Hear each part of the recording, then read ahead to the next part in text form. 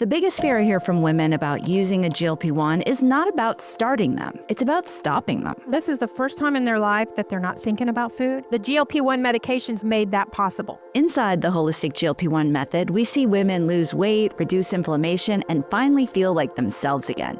But the next question is always the same. What happens when I come off? If you go back to the same environment, guess what? You go back to the same weight. Today I'm talking with Dr. Holly Wyatt, endocrinologist and obesity medicine specialist, about how to stop taking GLP-1s without regaining the weight and how to do that in a way that leads to long-term freedom. Now I can help people because they're finally ready to talk about what it takes for weight loss maintenance. I'm Elizabeth McGann, your guide to doing GLP-1s the right way. To take our free How to Microdose Masterclass, just click the link in the episode description.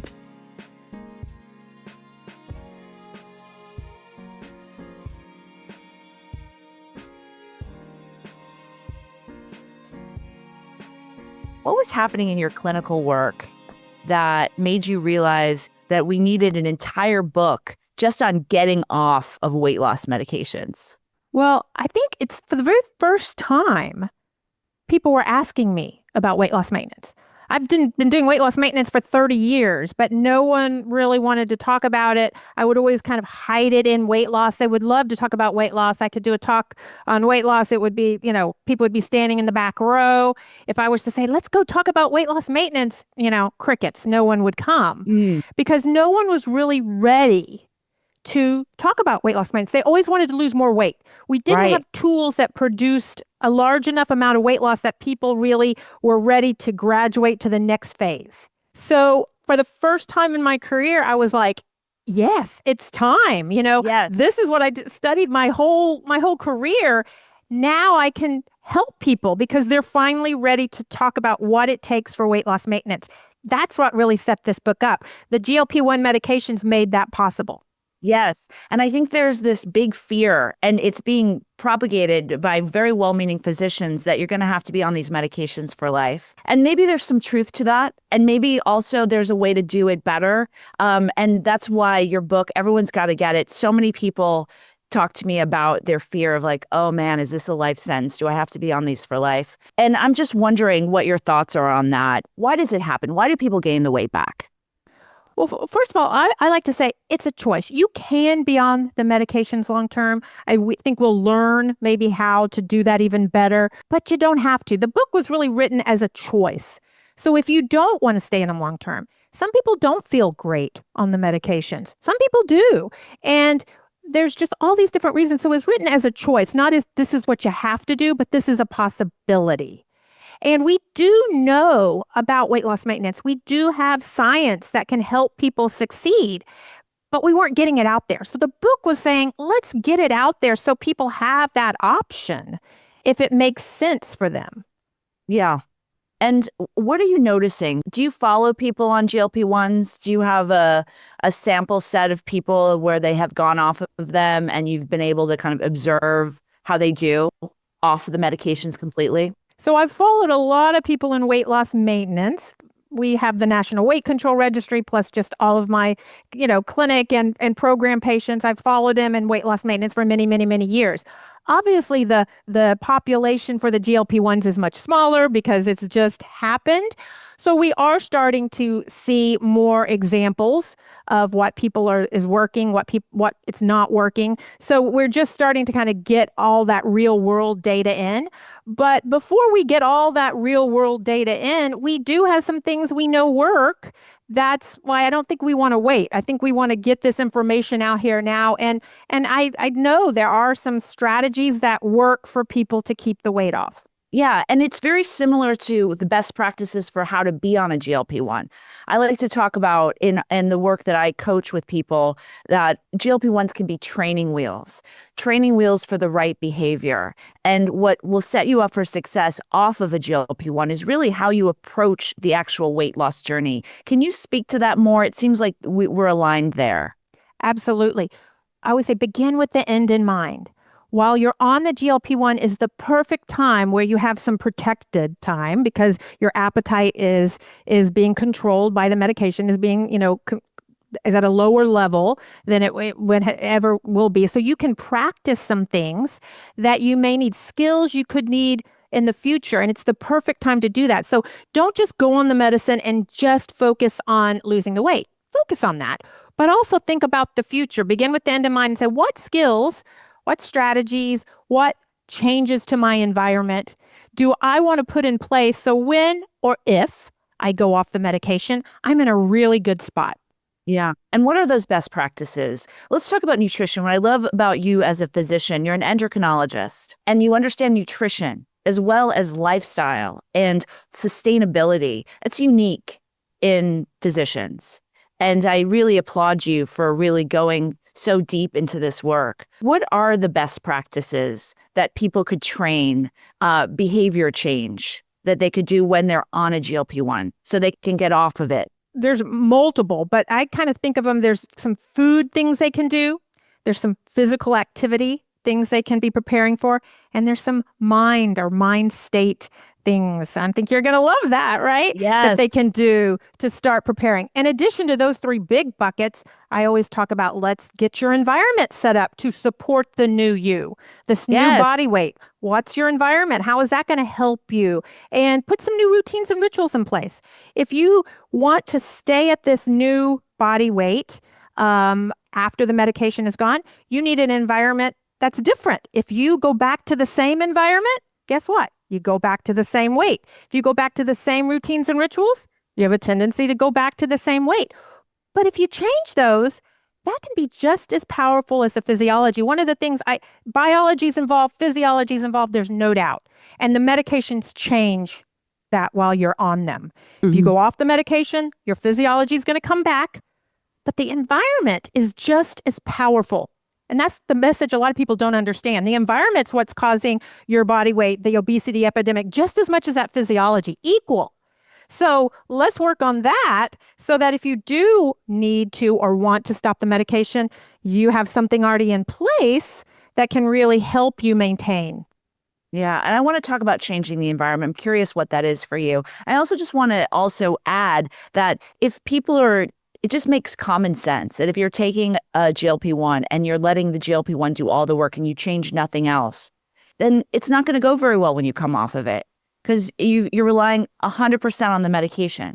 And if the medication goes away, of course you're going to gain the weight back. It makes sense. That's how the medication is working. If you're only relying on the medication, it's like a blood pressure pill. You stop the blood pressure pill, your blood pressure goes back up. It's not a failure. It's just how it works. Right. So that part makes sense. And I would say you need to work on this while you're on the meds. Or if for some people they say, well, I'm already off of them. Okay, you can transition. You can still, the key is to have a plan, to have some type of here's what I'm going to do to try to replace the impact the medication was having. Let's go right into that because you're an endocrinologist, so you understand blood glucose levels. Do you work with diabetics?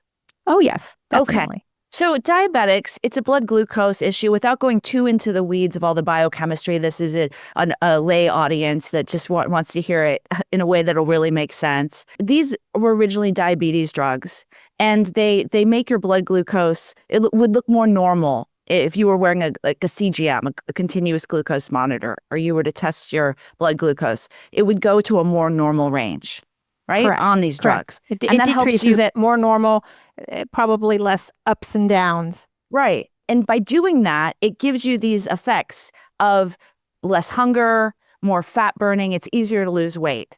Well, it has those effects on glucose. It probably has separate effects. So that is helping. That definitely helps with diabetes, and it also may help with some weight loss because of the patterning. But there's also some separate effects that these drugs do in terms of satiety in the brain and some other things going on. So these receptors, these GLP-1 receptors, are all over the body. So they're having you can see this having a lot of different effects and different organ systems, and we don't even understand them all yet. We know there's an effect on glucose and for diabetes. We know there's an effect on body weight for obesity, and we know there's effect on cardiovascular risk and improving cardiovascular status. And that's probably a different pathway too. So there's lots of moving parts when we talk about these GLP-1s. Lots of moving parts. But let's go right into the metabolic aspect of it, the blood glucose aspect. Because if we look at that, it is possible for someone who's pre-diabetic or even diabetic, type 2, someone who's dipped into that range through diet and lifestyle alone to reverse maybe the wrong word, but to get it back into a healthier range. It's possible to do that through ways of eating and lifestyle. Is that right? Absolutely. We have studies that have proven that. The diabetes prevention study, we've had look ahead studies, we've had big, huge studies that have proven diet and activity, lifestyle can do that to diabetes, reverse it, prevent it, all just what you said. And it improves your glucose. Yes. Without a drug. Mhm. So wouldn't it make sense that if you learned how to do that, that could be part of your maintenance? If you could learn how to eat and move your body in a way where your glucose was managed, and if you were using the peptide, the GLP-1 to do it, and you want to come off of it, is there a way to do that in maintenance where you're managing your glucose similarly? Yes, that's what you're going to try to do. You're going to try to do it similarly.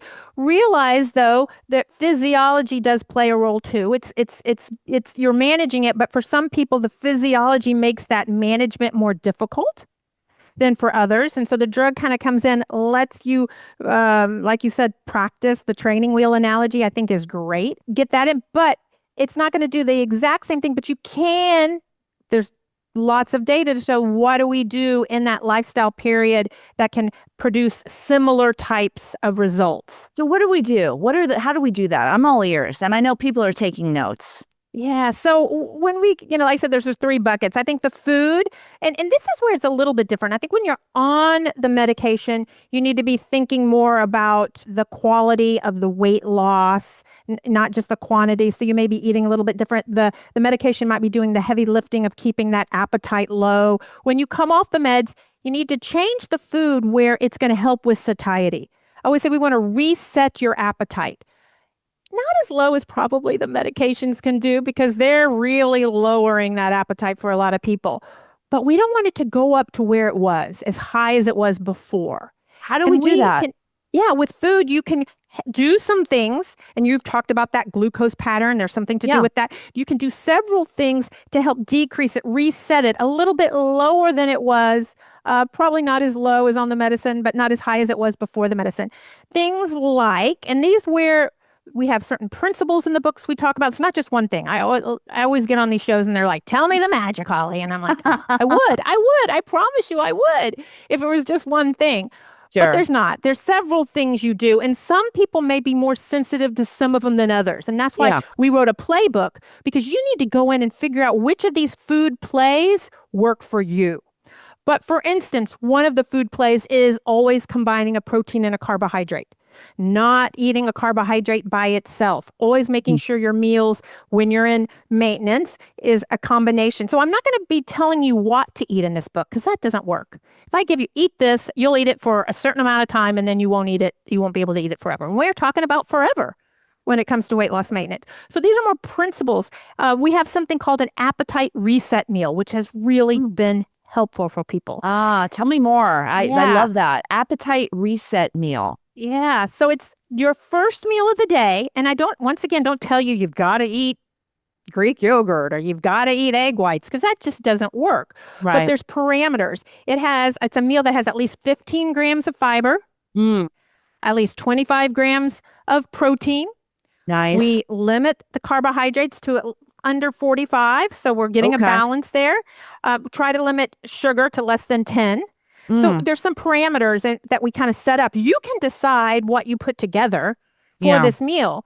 But the object of this meal is to keep your appetite more steady throughout the day, to start you off where you're not just getting a big insulin spike and then the glucose going down, and to allow you then for what you eat the rest of the day, you be in a better place to control it, to decide how much, to not be fighting it, to not be using as much willpower, to reset your appetite for that day. And I think the first meal of the day is a great time to do that. 100%. I find if you eat a sugary breakfast, the standard American breakfast, you get a big spike of glucose. And the rest of the day, some people are more sensitive than others. You're chasing that next hit, like almost like a drug addict. If you have a sugary cereal, like 2 hours later, you're looking for you're hungry, and it's the up and downness. To your point, if it's a really stable breakfast, it's so much easier to go throughout the day. And what I love that you said is some people are more sensitive than others. Yep. I'm very sensitive. So that's one that works really, really well for me. I have a good friend who's like, that one didn't seem to be the best play for me, but this other play, it does seem to really work for me. And that's the hard part and what of writing this book, but also I think the key is not to make this dogmatic. Here are the 10 rules you've got to do, because that doesn't work. Here are the plays. The idea is to go in and pick the ones you need to help control your appetite off these medications. What's another play? So we also have something called a satiety snack. So the appetite reset meal is it's like taking a medication first thing in the morning. You do it every day. You can pick the foods. That's what people get confused. Oh, you're going to make me eat this meal every day. No, I'm going to allow you to pick the foods, but I want the parameters to set it up so it's going to help reset your appetite. But that is a daily dose, like a medicine you take every morning. And it's protein, fiber, and lower carbohydrate. Lower carbohydrates, watch the sugar. We even watch the fat in that first meal just to set you up. And I'll be honest with you, I think there's a mind state part to it too. Yeah. Tell me more. Well, you're doing this, you're eating it. When you eat it mindfully, you're like, okay, I'm setting myself up for success. You believe in that. You remember it. You remember what's important for you. I mean, we're combining it. I think the fiber and the protein and the carbs and the combination that we're doing is very important for the physiology. But I think mind state needs to be in everything we do. 100%. And so it fits perfectly. I love that. The satiety snack is what I call PRN, which means take as needed. A medication we say is PRN, is if you only take it when you need it. So a satiety snack is something you have ready to go, and we have certain parameters kind of around it too. And it needs to be what you tend to crave. If you're a chocolate craver, let's make this satiety snack about chocolate. If you're savory, let's make it about savory. Or maybe you're both. So you got to have a chocolate one and a savory one ready to go, depending on what might come your way. And when you feel that, you go for that snack that's already been kind of prepared. Just like a medication. Oh, I'm feeling this PRN. I need this. I take it as I need it. So that's another play for people. And like I said, some people say, yes, this is me. I'm really one of those. I crave something and I think about it and that food noise is so loud about it. I need something to do. And some people say, nah, not really my thing. Wow. I love that. Give me more. You wrote a whole book and people have to get this book. What's another strategy? So then, let's move to physical activity, because it isn't all just about the food. And I think that's really important. We tend to focus everything on the food. And very important, part of the three things, the three big buckets, but alone probably would not make you successful if you just focused on the food. Physical activity, we've known for many, many, many years, is a cornerstone for weight loss maintenance, not for losing weight. You can be very successful and lose body fat and not increase your physical activity, not increase your movement. But when we look at the data of people who have been successful keeping weight off, one of the things that comes out time and time and time again is the people who are successful at doing this do a certain amount of physical activity. It's almost like there's a threshold. There's almost like there is a amount of energy that needs to move through your system. Oh, that's interesting. And when you get to that level of energy through, I mean, you're eating and you're burning, right? So you're matching for weight loss maintenance. You want to match how many calories come in to how many calories you burn. That's the key to weight loss maintenance, not to be out of balance, but to be in balance. And there seems to be something about a certain amount of energy through the system that allows your body to do this naturally. Naturally. And we call it metabolic flexibility. Ooh, yes. What does that mean exactly? Metabolic flexibility. It means when you decide to have a little bit more calories or eat a piece of birthday cake or have some pizza, which we all are going to do at some point, your body can adjust. Okay. Think about the people whose weight never changes. There's people out there, I used to say I hate them because they don't have to they don't think about it. And I'm like, how do you keep your weight exactly 2 pounds, I'm like, how do you do that? Are you writing down what you're eating? Because and they're not. Their body is helping them do that. And your body can help you do that when you have a certain amount of energy through the system. But that's that metabolic flexibility. You want that. That's easy. It's like you don't have to think about it. Your body does it more naturally. And there's something about movement. There's a certain amount of energy that wants to move through the body through activity that just makes that easier. It gives that flexibility. Think about a car idling, and I'm not a good car analogy, but apparently when a car idles higher, it can adjust quicker versus kind of low and sluggish. It doesn't respond. Ah, Think about your metabolism responding, and you need a certain amount of energy through it for it to be able to respond to what you're eating and burn. If you eat a little extra fat, we want it to be able to burn that extra fat, burn that extra carbohydrate. and is it true? And I want to hear this from an endocrinologist that when you're spiking and insulin is released, it's harder to burn fat. I don't know that it's harder to burn fat, but definitely I think it's related to some of the satiety and thinking about food and the patterning. I think we're going to have some data, I think, in the future that's going to show the patterns more than the absolute amounts may be important for appetite regulation. So I think that may be more important than the other, but you could be right. There's lots of different, things we don't understand yet. You eat sugar and insulin's released. Doesn't that tell the body to store the glucose that's coming into the system as fat? Sure. Insulin is storage, so it tends to stay store. But you really have to look at it averaged out over time to kind of get to the final part. So it's hard to study. You got to study people for a long time. You can't just study them for a short period of time to really get the real answer. But I do think trying to control that in some way, not have the big spikes, I do agree with you, is very helpful for some people. And movement, they say after you eat a meal and you walk or you move, it burns off some of that excess glucose. I think it's helpful. I think it's helpful for maybe that reason. I also think it's helpful from a behavioral routine and ritual standpoint. I think there's multiple things. One of the plays in the book for physical activity is something called the Supper Club. Ooh. And this is where you go in and you do some physical activity either before or after you eat, very specifically, and you start to make that a routine or ritual. And we have some specifics about how to do that and to get that going. But the idea, that's a play. And for some people, that has been critical. They're like, okay, and it doesn't have to be a 60-minute walk. It can be 10 or 15 minutes, but you start putting that movement in around the supper time. And it even can become a family or a routine that the family, thinks about or does together. And you start to kind of also chunk the physical activity you need. It doesn't have to be all at once. You can do it in bite-sized parts. Most people say, okay, I can go do something for 15 minutes. I can move for 15 minutes. And so the Supper Club is one of the plays that's in the book.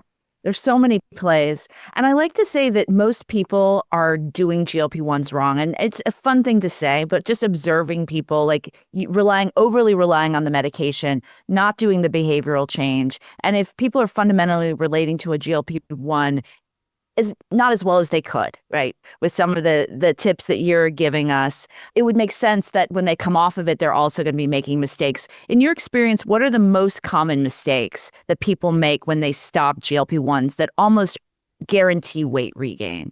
Well, the number one mistake is they don't have a plan. They say, I'm just going to see how it goes.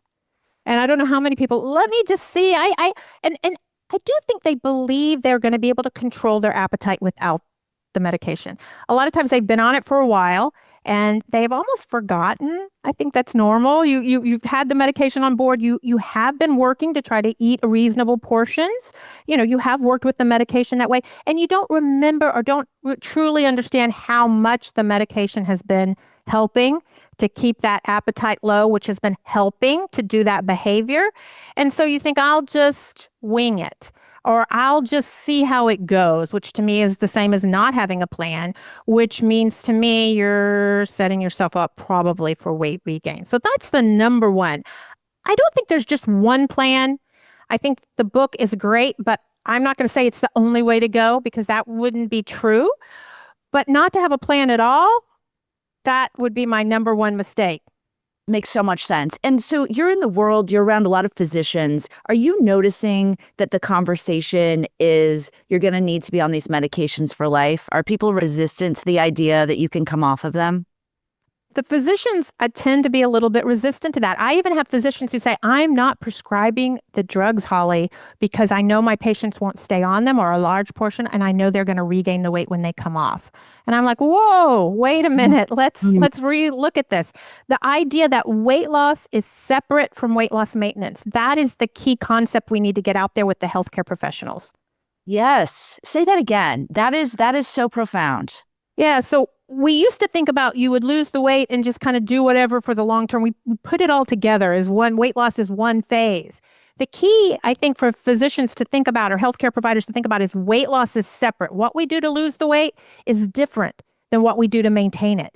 And so we can have tools that are really good at weight loss, and you won't lose weight forever. Weight loss tends to be finite. You do it for a certain period of time, and then you don't lose any more weight.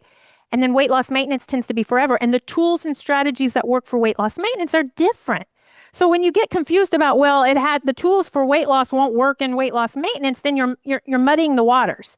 We need to think about them separately. What tools work for weight loss? What tools work for weight loss maintenance? How can I help my patients transition between the two? Yeah. And it also being a continuum, that they might be different phases, but one informs the other. Correct. They flow into each other. Yeah. But tools, it's like I tell my patients, let's have a tool belt on. And we're going to go up there, and sometimes we need a hammer, and let's use the hammer. But then when we suddenly need, a saw, let's also be able to put the hammer up and get the saw out to be able to do what we need to do later. Yeah, that makes so much sense. Man, there's so many things we could talk about. So many things. And, your book lays out a 10-week transition plan. It's 10 weeks. It is. You're going to go into maintenance. It's going to be forever. But if I said the forever plan, people probably wouldn't buy the book. So, 10 weeks, if you're coming off the drugs, is long enough to get some of these plays in place to really set yourself up for success. And so let's also talk about something that, again, as a physician, I'm noticing that because the standard of care, the way that the pharmaceutical industry, puts out the drugs, there's a standard dosing strategy, and then there's thoughts on how you would stay on them for life. And you don't hear a lot about lower doses or non-standard doses, or even what's so popular. I'm out here in Los Angeles where for 3 years, really, everyone's microdosing, and they're having great results. And again, I want to say this, non-diabetics, people that probably are more metabolically healthy, but getting great results and wanting to microdose into maintenance. And whatever that does, whatever microdosing means, how much are you, I feel like you're more tapped into the standard of care that because you're a physician and you do it by the book, right? That's how it's done. What do you think of microdosing? I'm just curious. What does that even mean to you?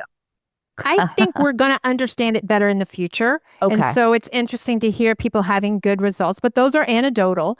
When we look at the science, when we look at what has been published, we don't know the best way to do that.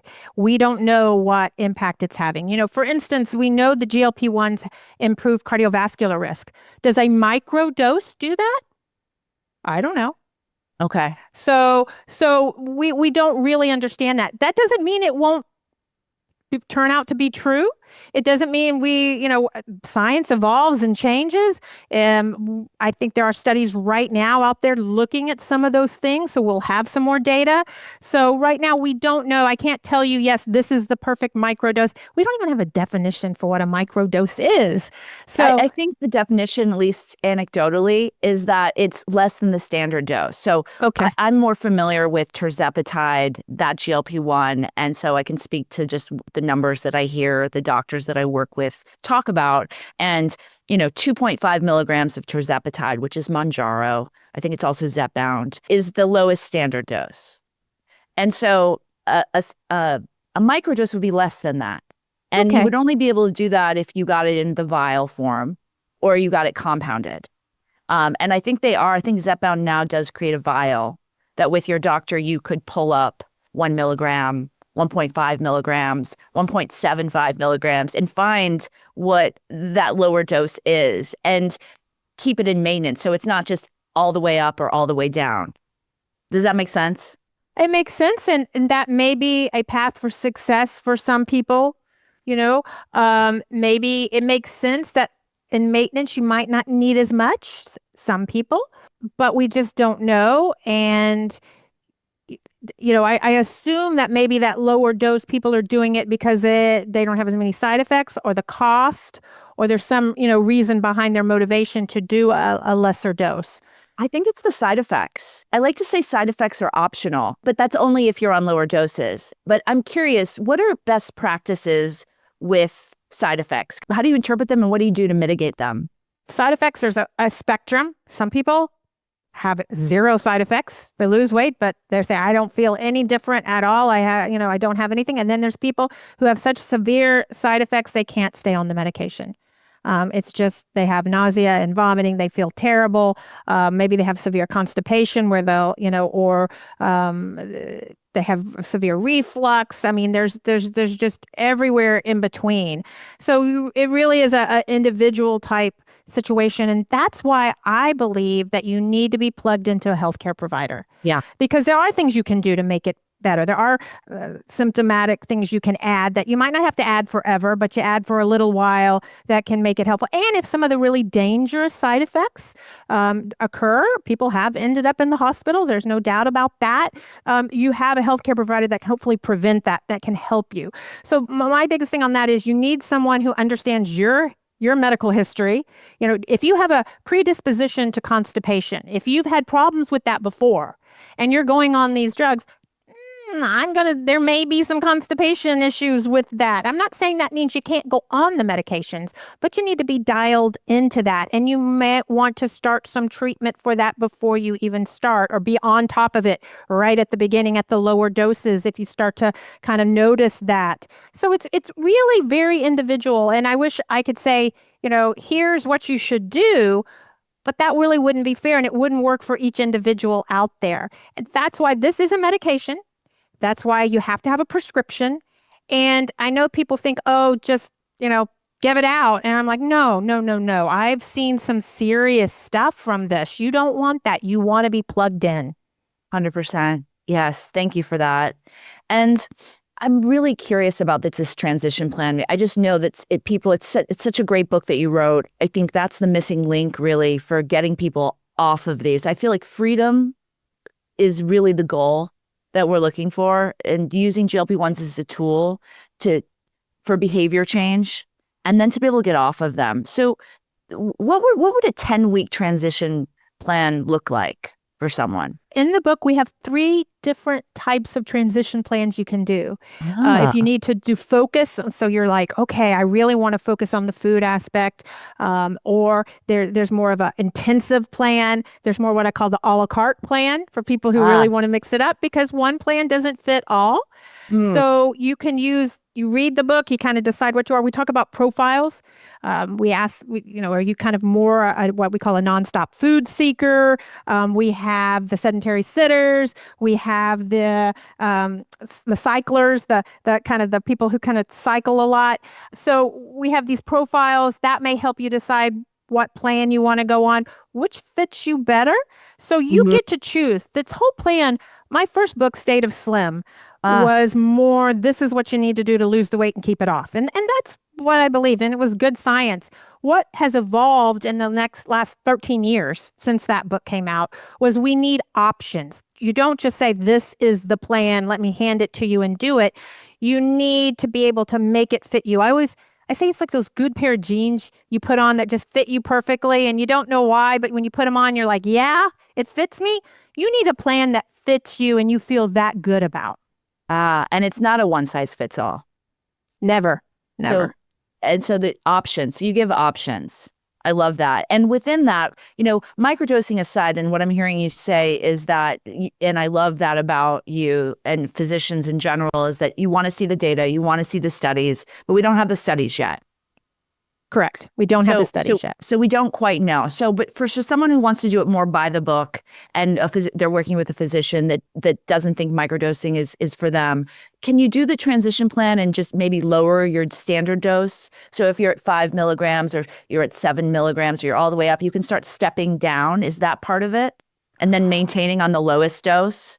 So I think that's what you want to talk to your doctor about. Sure. Make sure that works for you.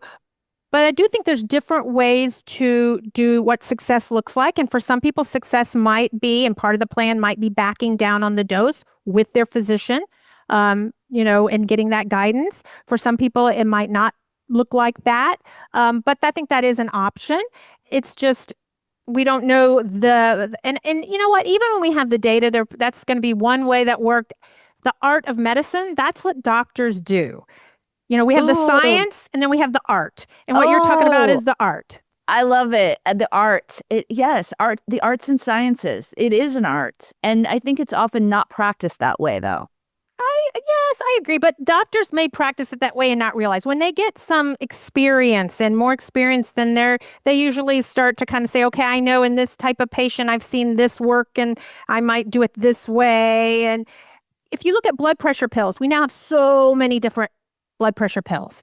And doctors are really good at kind of mixing and matching and saying, okay, I'm going to put this patient on here. We have science behind it, but an N of one person doesn't necessarily fit the science where there's an average. It's a mean. They could be an outlier. They have different situations. So it's when you get more experience, doctors do start to use their anecdotal experience to use the science, but change it a little bit to fit that individual person. And that really is the art. And I do think doctors do that, some probably better than others. Yes. And so people are on this medication. It's working so well. It works so well that maybe they might even be tempted to do nothing else. Just let the medication do all the heavy lifting and maybe not make any changes. A lot of people are doing it that way. But that's not what you're suggesting. I think it's up to them. I'm not here to tell anybody what they should or shouldn't do. If that's working for them, I understand. A lot of people, this is the first time in their life that they're not thinking about food. This is the first time that they've been able to lose weight. This is the first time that they're kind of like taking an exhale and saying, oh my goodness, this is something so new for me. And that is okay. What I would tell them to look at is how other aspects of their life are going. It's not just weight when it comes to health. Weight is part of it.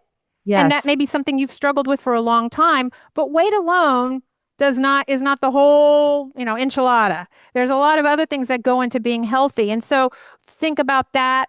Also think about are you living your best life? Yes. And thinking about how you may, put some other behaviors in, making that come into the picture too.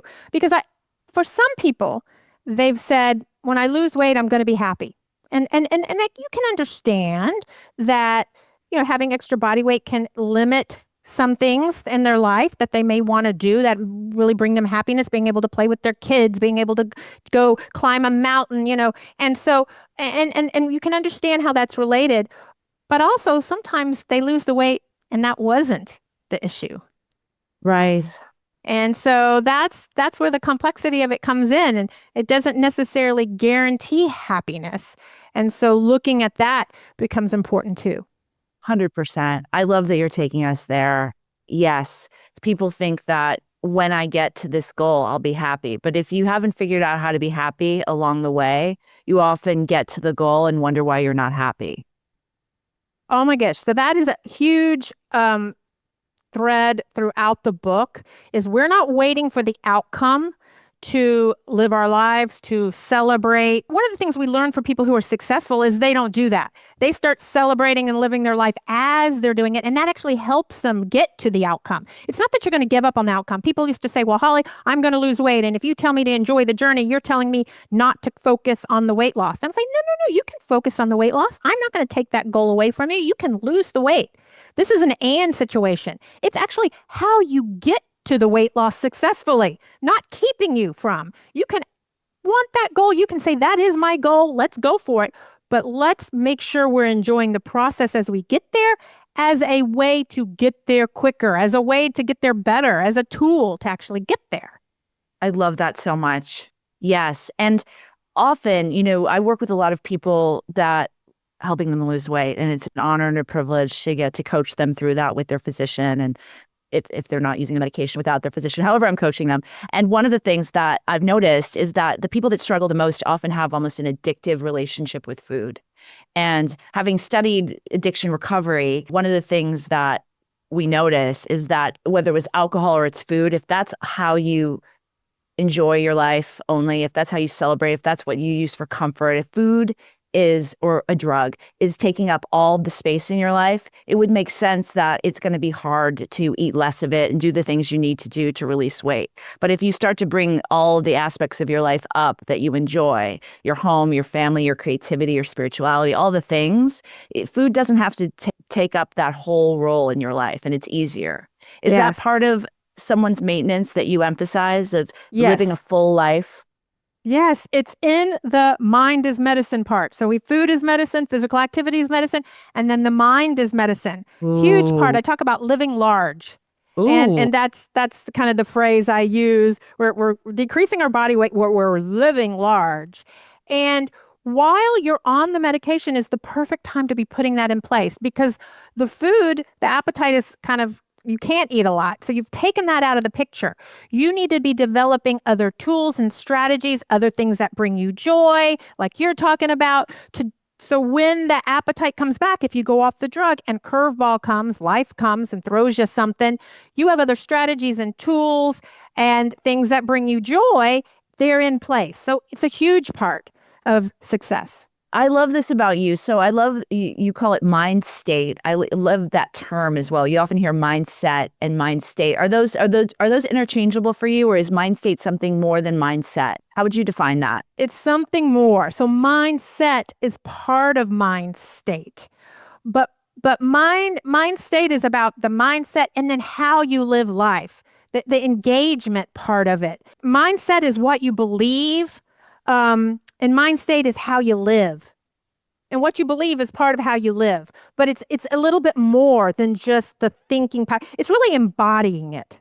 It's what you Yes. think, but then embodying the life, the identity. Identity is so important in keeping weight off. Let's talk about that.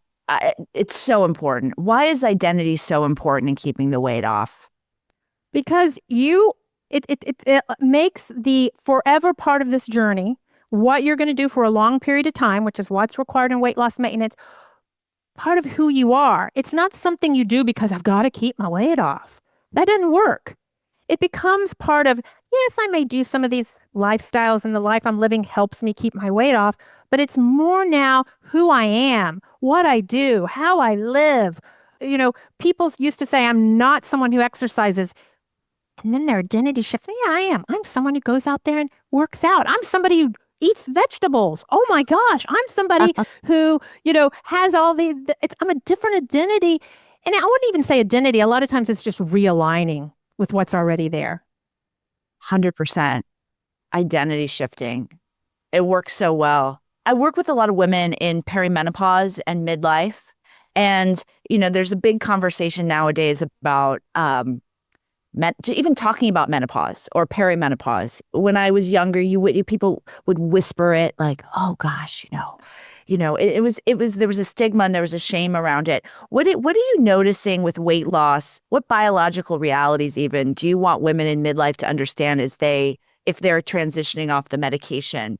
And would it be better? Does the medication help? Would they want to stay on it more if they're menopausal or postmenopausal? I don't think that matters. I think individually you have to figure that out. But I wouldn't say if you're menopausal, you need to stay on the medication or No. anything like that.